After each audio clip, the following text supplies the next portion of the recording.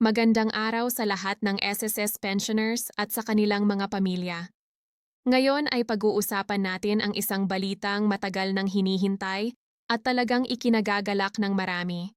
Ang 3,000 monthly increase sa SSS pension na sinasabing finally approved at magsisimula na umano sa Enero 2026.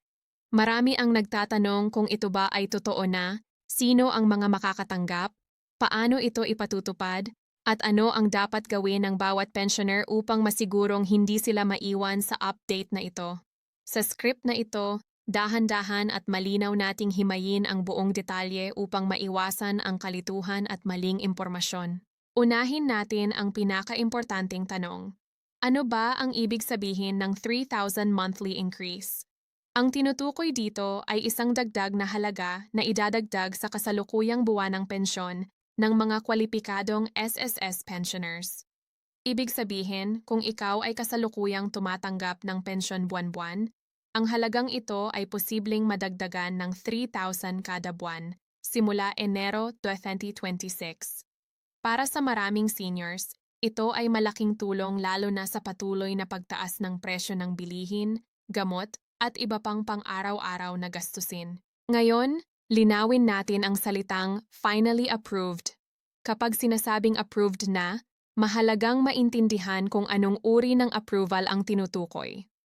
Sa konteksto ng mga benepisyo mula sa gobyerno at mga ahensya tulad ng SSS, may ilang antas ng approval. Maaaring ito ay aprobado na bilang panukala, aprobado na sa budget, o aprobado na sa pulisya, ngunit hinihintay pa ang final implementing rules. Kaya hindi agad nangangahulugan na bukas o sa susunod na buwan ay papasok na agad ang dagdag na 3,000 kung hindi pa kumpleto ang lahat ng proseso.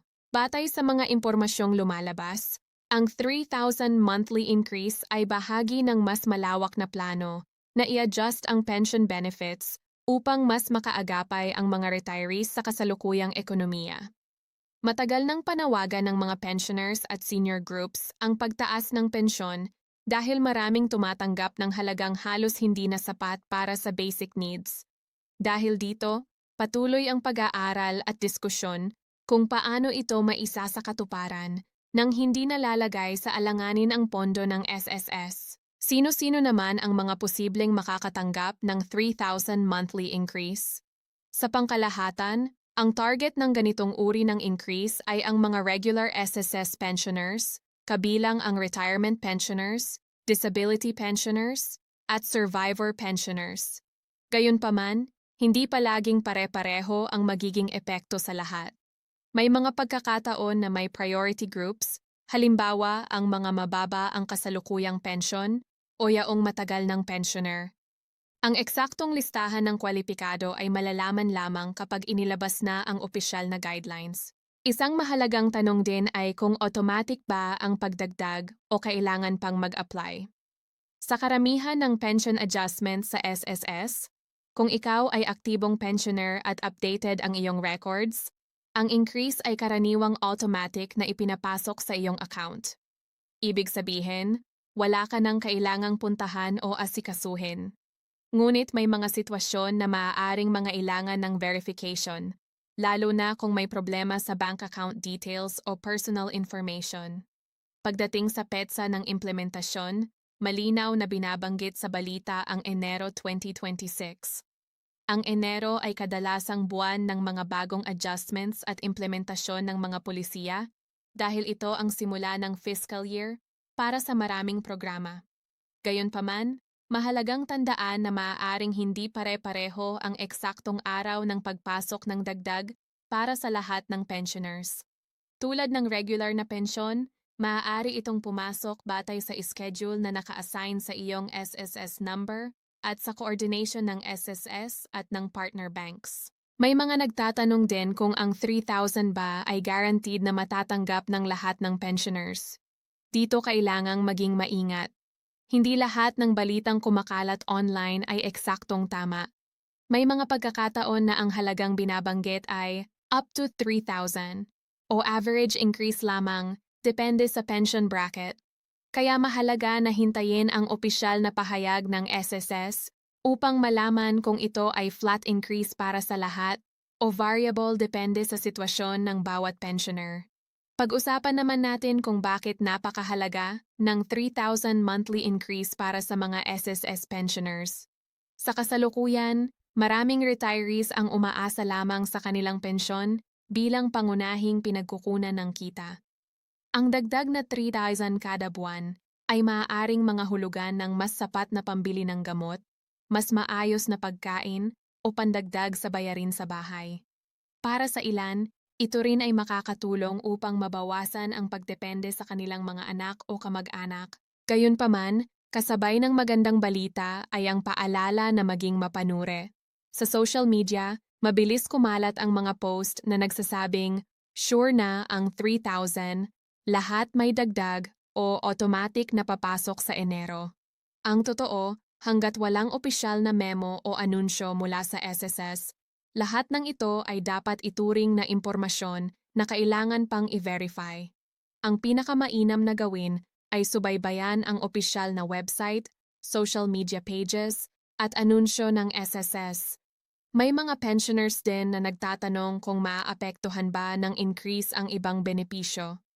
Sa pangkalahatan, ang pension increase ay hiwalay sa iba pang benepisyo tulad ng 13th month pension or other allowances. Ngunit kung may mga bagong patakaran na ipatutupad kasabay ng increase, ito ay ipapaalam ng SSS sa tamang panahon. Kaya mahalagang manatiling updated at huwag umasa lamang sa sabi-sabi.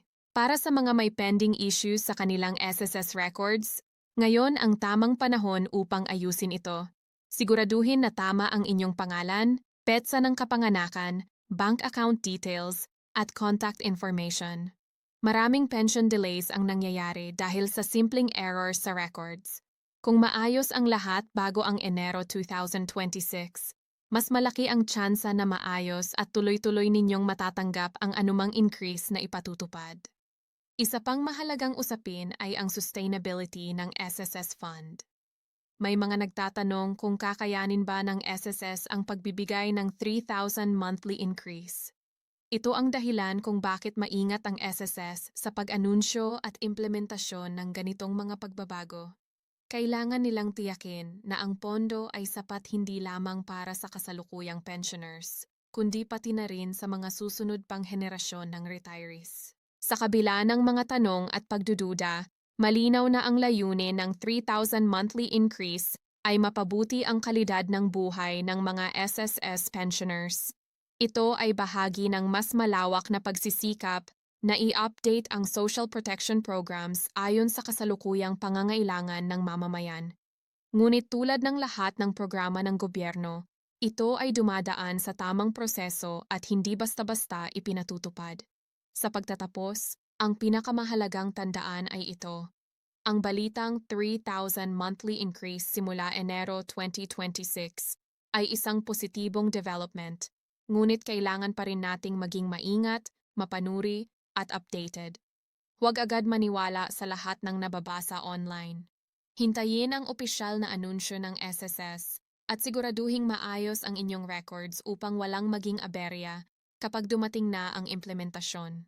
Kung ikaw ay isang SSS pensioner o may mahal sa buhay na pensioner, ibahagi ang impormasyong ito upang mas marami ang maging aware at hindi malinlang ng maling balita. Patuloy nating bantayan ang mga susunod na update upang masigurong ang bawat isa ay may tamang kaalaman tungkol sa 3,000 monthly increase at iba pang benepisyo na maaaring ipatupad sa hinaharap. Maraming salamat sa inyong oras at pakikinig. Naway magsilbing gabay ang impormasyong ito upang mas maunawaan ninyo ang finally approved 3,000 monthly increase para sa SSS pensioners simula Enero 2026 at kung paano ito makakaapekto sa inyong buhay bilang mga retirees.